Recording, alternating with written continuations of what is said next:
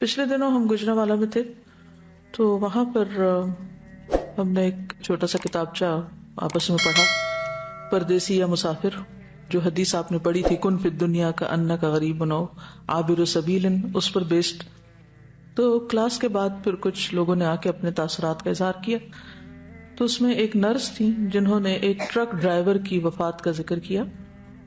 وہ ہم نے ریکارڈ کر لیا، تھوڑا سا حصہ آپ کو سناتے ہیں. السلام علیکم.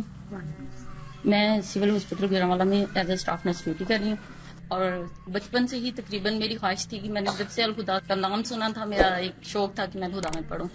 تو میرے بھائی نے مجھے بتایا کہ میں نے ایسے ایک بینر پڑھا ہے، تم کہتی ہو میں نے الخدا میں ہی پڑھنا ہے، میں نے الخدا میں ہی پڑھنا ہے. تو وہ الخدا کا بینر تھا. تو میں جب سے الخدا میں آئی ہوں، الحمدللہ اللہ کا بہت شکر ہے، میرے میں بہت سی پازیٹیو چینجز آئی ہیں.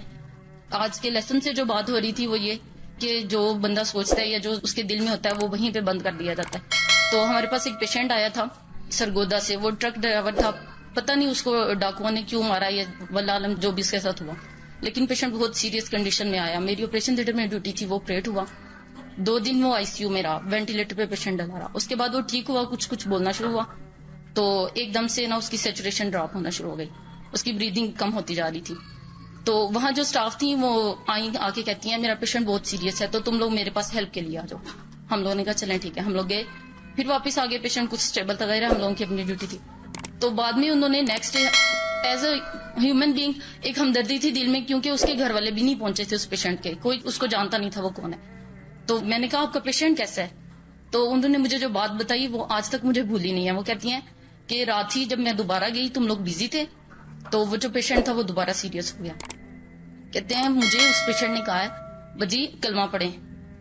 تو کہتے ہیں میں نے کہا کہ بھائی تم خود کلمہ پڑھو. تو وہ پیشنٹ کہتا ہے میرے سے نہیں پڑھا جا رہا، کوئی کلمہ پڑھے نا. تو تب تک نا اس کے کچھ جاننے والے آ چکے تھے، لیکن اس کے گھر والے نہیں پہنچے تھے. تو وہ جو اس کے پاس 2 لوگ بیٹھے تھے، لڑکے تھے وہ، تو وہ انہیں کہتا ہے یار تم لوگ ہی کلمہ پڑھو نا. تو کہتے ہیں کہ وہ آگے سے کہتے ہیں کہ لوگ تو کلمہ تب پڑھتے ہیں جب کسی کی موت آ رہی ہوتی ہے، تو ہم کیوں تمہارے پاس کلمہ پڑھیں. یہ ایک میں سوچ کی بات کر رہی ہوں. اور اس انسان کی خواہش آج تک مجھے حیرت ہوتی ہے کہ وہ پتہ نہیں کیسا اللہ کا بندہ تھا.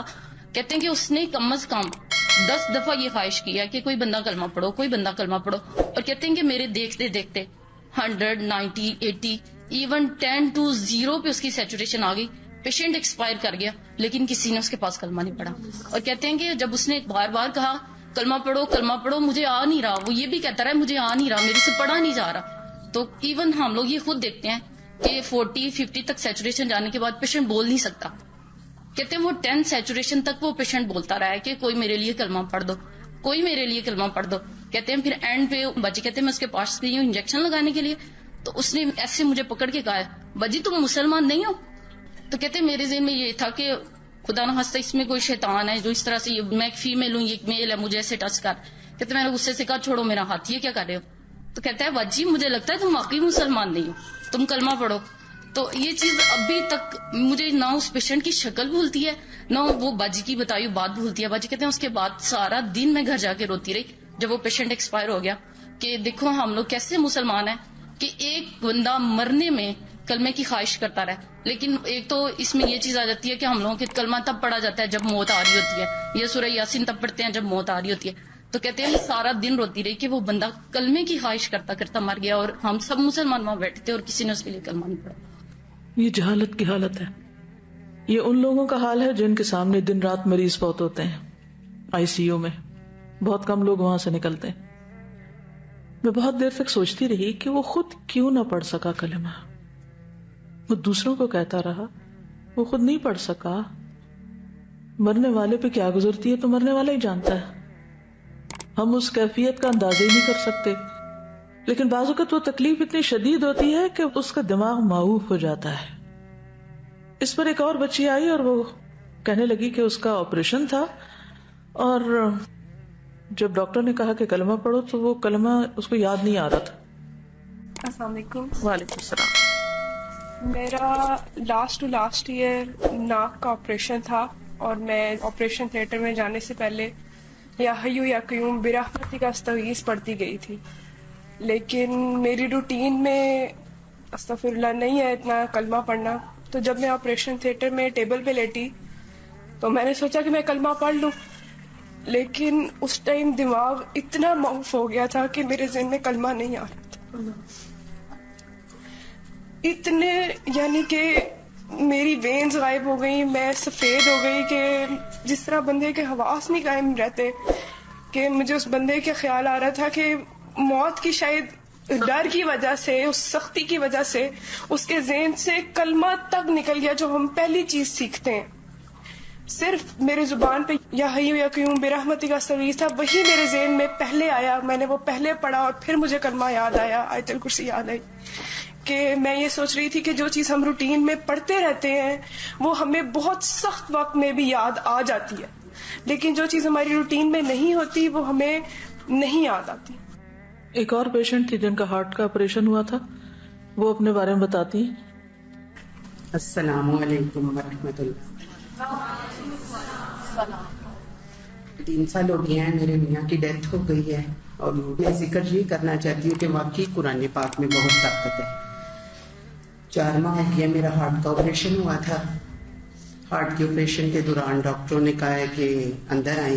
میں اندر گئی ہوں, میں نے کلمہ پڑھا ہے, قرآن پاک پڑھا ہے, میرے ساتھ تھا چھوٹا قرآن پاک. اس کے بعد ڈاکٹر نے کہا بے ہوش کرنے لگے, کلمہ پڑھی. کلمہ ایسے جیسے ذہن سے ہی نکل جاتا ہے. بچے تھے 4 چھوٹے چھوٹے. اللہ سے یہی دعا کی, اللہ میرے 4 بچے ہیں, مجھے زندگی دینا, صحت دینا. ساتھ ساتھ پڑھتی رہی. آپریشن سٹارٹ کیا انہوں نے, 8 گھنٹے بعد مجھے باہر لے کے آئے. دیکھیں یہی بتا رہی ہوں کہ اللہ کی کلام میں کتنی برکت ہے. قرآن پاک ساتھ ہی رہا ہے. 10-15 منٹ بعد مجھے ہوش آ گئی ہے.